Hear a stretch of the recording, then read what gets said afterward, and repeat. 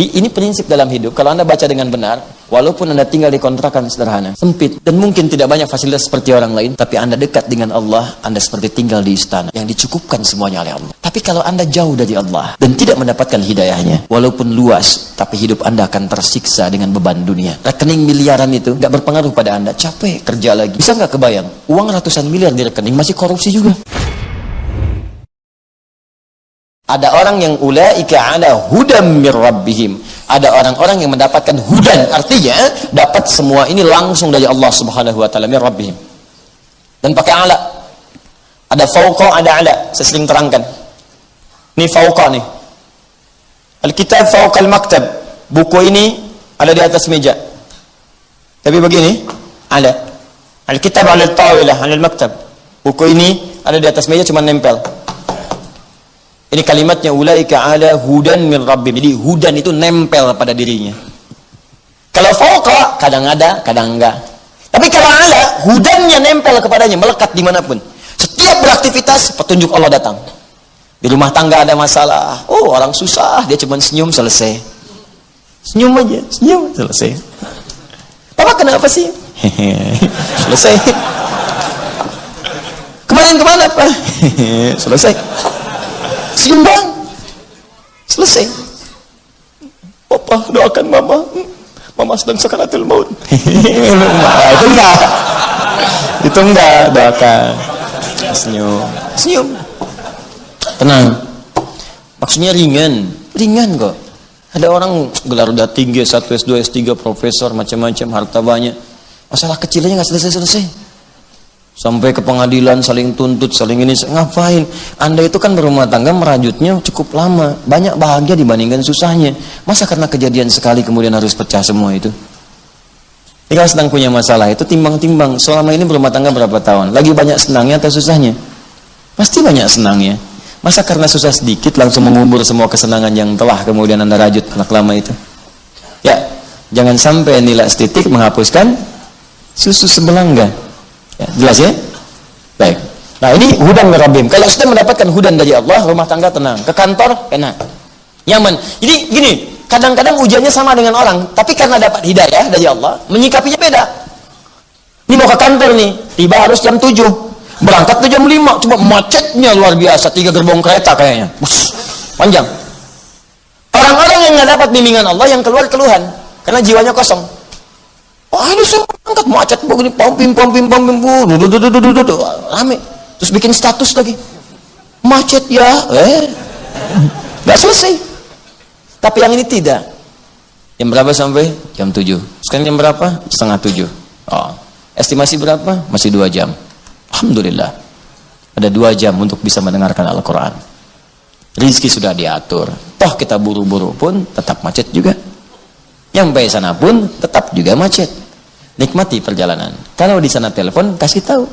Pak, ini sebentar lagi 30 menit lagi. Alhamdulillah. Bapak di mana? Masih di Bekasi. Kok masih di Bekasi? Macet.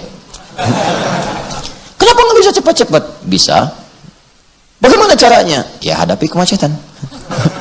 Ya, tenang aja. Ya, kalau di sini ada masalah perusahaan, pangkatnya sejujurnya tadi macet mau apa?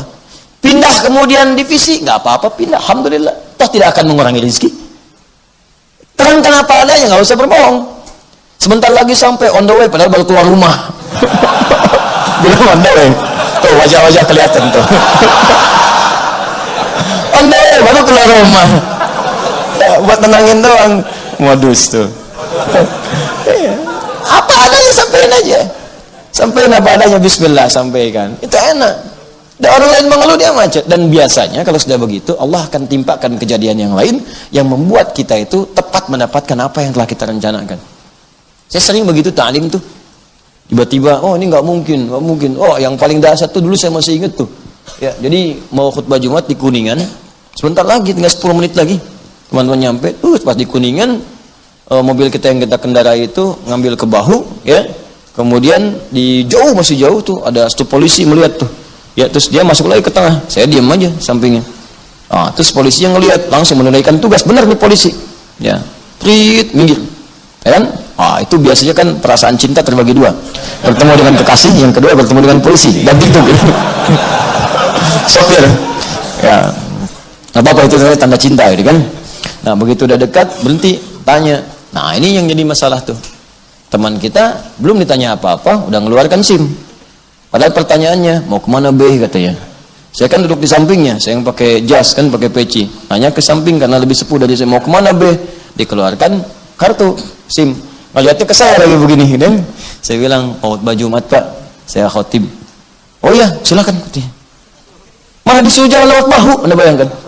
Jadi cepat nyampe ke sana. Begitu nyampe, pas mau ke atas mimbar, pas khutbah. Nyampe. Saya bilang sama kawan tadi, Pak, kalau ditanya, jawab sesuai pertanyaan. Mau kemana? Jawab, mau khutbah. Mau ditanya kemana? Keluarin SIM. Enggak nyambung. Kalau Anda tidak memberi peluang pada maksiat, maka insya Allah jalan lebar kebaikan akan terbuka. Jelas? Nah, kalau sudah semua itu, wa ulaika humul muflihun. Lihat ayatnya. Ulaika ala hudam min wa ulaika humul. Kalau Anda dekat dengan hidayah Allah, di rumah dapat hidayah, di kantor dapat hidayah, di pekerjaan dapat hidayah, maka Anda jadi orang paling bahagia semuka bumi. Dah, selesai. Udah nikmat hidupnya. Nggak susah. Buah habis, pulang ke rumah datang buah baru. Makanan habis, datang makanan baru. Nikmat. Kalau nggak percaya silakan coba. Anda nggak harus jadi ustadz, karena sahabat tapi bukan ustadz semua. Ada pengusaha, ada Abu Bakar, ada Uthman, ada diplomat Amr bin As, ada ustadz pengajar seperti Ali bin Abi Thalib. Seringkali sederhana. Sayyidah Fatimah Az-Zahra, Allahu Akbar, nahnu nuhibbuh. Kita mencintai keluarga Nabi, dzurriyyah Nabi karena Allah Subhanahu wa taala. Sayyidah Fatimah itu sederhana, Ali bin Abi Thalib. Udah berapa hari nggak makan, datang kepada Nabi. Ya mau minta malu. Nabi tahu. Kata Nabi, mau nggak saya satu ajarkan satu kalimat, kalau engkau baca nggak akan fakir selama hidup. Diajarkan oleh Nabi. Saya pilih mana? Pilih makanan atau doa? Kata beliau, pilih doa. Diajarkan oleh Nabi, dan masya Allah teman-teman sekalian, walaupun hidup sederhana tapi merasa nikmat kebahagiaannya. Indah sekali.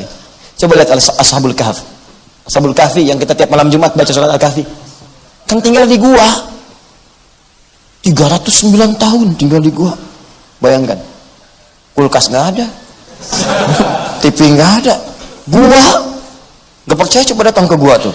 Lihat apa yang ada di situ. Beruang bilang, ngapain kesini? Cek, gak ada apa-apa. Tapi bisa nikmat. Tidur enak. Saking enaknya 309 tahun gak bangun-bangun. Nikmat. Jadi kalau sudah mendapatkan hidayah Allah Subhanahu wa taala, makanya Anda baca ayatnya dengan benar, Anda akan dapatkan di situ huda. Ya, nahnu naqussu 'alaika naba'ahum bil haqq. Innahum fityatun amanu bi rabbihim wa zidnahum hudan. Hudan disebutkan. Baca dengan benar ayatnya. Quran 18 ayat 13 itu. Nahnu naqussu 'alaika naba'ahum bil haqq. Kami kisahkan kisah para pemuda itu kepada kalian dengan benar. Enggak ada rekayasa di sini. Enggak ada buatan-buatan. Innahum fityatun amanu bi rabbihim. Mereka orang-orang pemuda-pemuda yang beriman kepada Allah. Iman itu kalau disebutkan tunggal berarti bersatu dengan amal soleh. Karena kalimat ini nyambung dengan amal soleh. Jadi kalau Anda beriman pasti beramal soleh. Karena itu kalau iman disebutkan, amal soleh nggak usah lagi disebutkan. Kadang disandingkan untuk latihan. Kalau sudah mantap latihannya, tinggal imannya disebutkan. Makanya si pemuda ini amalnya nggak disebutkan, imannya aja, karena amalnya sudah nampak. Wazidnahum huda. Ketika imannya kuat, amalnya banyak, zidnahum huda, kami tambahkan kenyamanan dari kami. Saking nikmatnya hudan dari Allah, kullu ma fi khair. Semua yang baik-baik dapat di gua itu. Bayangkan, mau makan nggak usah nyari lagi. Udah ada, tidur enak, nggak ada yang bangunin, nggak ada yang ganggu. Sampai bangun-bangun rambut panjang, kuku panjang gitu kan. Ya, enak, nikmat. Dimiring-miringkan kadang ke kanan, kadang ke kiri, cahaya menyinari terus di gua itu. Nikmat gitu. Ini prinsip dalam hidup. Kalau Anda baca dengan benar, walaupun Anda tinggal di kontrakan sederhana, sempit, dan mungkin tidak banyak fasilitas seperti orang lain, tapi Anda dekat dengan Allah, Anda seperti tinggal di istana yang dicukupkan semuanya oleh Allah. Itulah prinsip surat Al-Kahf. Tapi kalau Anda jauh dari Allah dan tidak mendapatkan hidayahnya, walaupun luas, tapi hidup Anda akan tersiksa dengan beban dunia. Kerja lagi, kerja lagi, kerja lagi. Rekening miliaran itu nggak berpengaruh pada Anda. Capek, kerja lagi. Bisa nggak kebayang? Uang ratusan miliar di rekening masih korupsi juga. Itu apa yang salah coba? Nah, itu prinsipnya. Jangan lihat, bukan aib ngontrak itu. Saya dulu ngontrak biasa saja. Dan saya senang dengan itu. Alhamdulillah, semua serba nikmat. Saya nggak ada bedanya. Ya, rumah kontrakan, rumah tetap nggak ada bedanya bagi saya. Meninggal juga, ditinggal juga semuanya. Nggak ada bedanya. Demi Allah saya katakan nggak ada bedanya. Nikmati aja, jalan-jalan. Cuman karena Allah titipkan, kita pakai. Selesai. Nanti fungsinya Allah atur sendiri. Ya. Karena Allah titipkan kendaraan. Banyak orang bilang, Ustaz punya kendaraan sekian-sekian. Saya kemarin ada orang bilang, soal di kendaraannya banyak, hati-hati tuh, gini-gini. Anda salah. Anda nanya pada saya jawab. Saya nggak punya kendaraan. Kendaraan yang saya beli, saya jadikan kemudian untuk kantor wakaf. Saya cuma numpang pakai. Numpang pakai. Karena saya tahu saya akan meninggal. Numpang pakai aja. Dah, ini beli sendiri, udah selesai, beli lagi, udah kasih lagi kantor, sudah, saya numpang pakai. Numpang pakai aja, ini ngantar-ngantar kayak gaya-gaya gitu, enggak, bukan gaya itu, cuma numpang. Cuma satu istri saya, itu untuk keluarga supaya nggak bercampur. Itu aja satu, yang lain tidak. Itu pun bukan punya saya. Anda wafat Anda. Kalau nggak punya bekal udah selesai Anda. Makanya saya katakan di alat-alat ini nggak ada yang punya nih. Tapi bukan berarti Anda berhak ngambil semaunya, tidak. Ini wakaf toko umat Islam dititipkan pada kami mengelola. Kalau Anda pengen datang silahkan, kita sama-sama kelola dengan baik. Ya, gitu caranya. Tapi kalau wafat jangan bawa beban, itu paling enak.